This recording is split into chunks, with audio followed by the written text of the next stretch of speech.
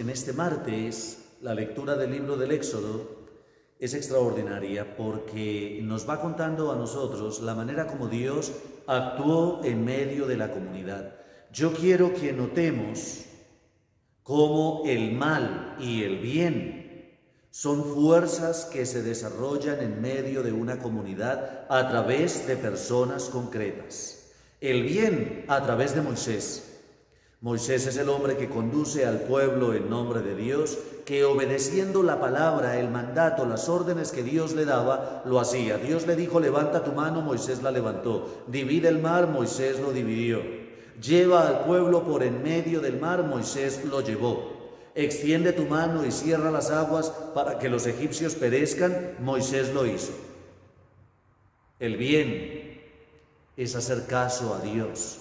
Y hacer caso a Dios siempre para bien de los demás, fundamentalmente de los más débiles, de los más vulnerables, de los que no tienen quien los defienda. Entonces, qué bueno que ustedes y yo hoy nos preguntemos por eso. Ustedes y yo, cuando Dios nos habla pidiéndonos que hagamos el bien, ¿sí lo estamos haciendo? Comparte tu pan con el hambriento, da de beber al sediento, enseña al que no sabe, da buen consejo al que lo necesita. Las obras de misericordia, ese es el bien que Dios espera que tú y yo estemos haciendo por los demás. Ese es el bien que Moisés hizo a su pueblo, a tal punto que no descansó hasta ponerlo a salvo al otro lado del mar. Pero el mal también actúa a través de personas reales. Actuó a través del faraón, un hombre perverso que persiguió a un pueblo con su caballería, con sus soldados, con sus carros, un cobarde. El mal siempre se reconoce por sus actitudes cobardes y opresoras.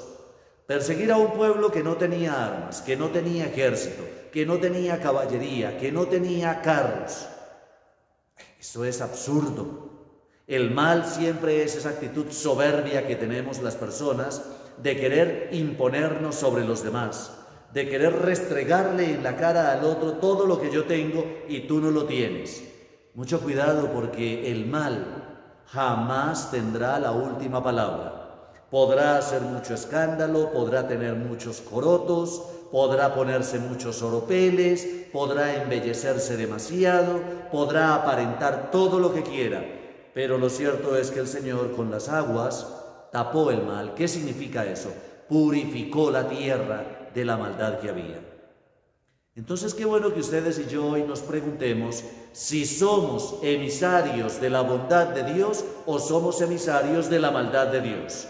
¿Somos hombres y mujeres que hacemos el bien a los demás en nombre de Dios o somos personas aparentes, escamosas, vanidosas, siempre queriendo pisotear al otro, mostrarnos más fuertes que el otro, más imponentes que el otro, siempre mirando la manera de hacerle zancadilla a los demás, fundamentalmente al débil, al frágil? ¿Quiénes somos ustedes y yo? Porque el Evangelio justamente nos dice eso, que Jesús, lanzando su mirada sobre todos los que lo escuchaban, dijo, esta es mi madre, estos son mis hermanos, los que escuchan la palabra de Dios y la cumplen, la ponen en práctica, la ponen por obra. Ustedes y yo, ¿sí somos hermanos del Señor? ¿Sí somos familia de Dios? ¿Escuchamos la palabra y la ponemos en práctica? Porque eso es lo que el Señor espera de nosotros, que si hoy la palabra nos está hablando de solidaridad, pongámosla en práctica. Eso fue lo que hizo Moisés, puso la solidaridad en práctica con el pueblo.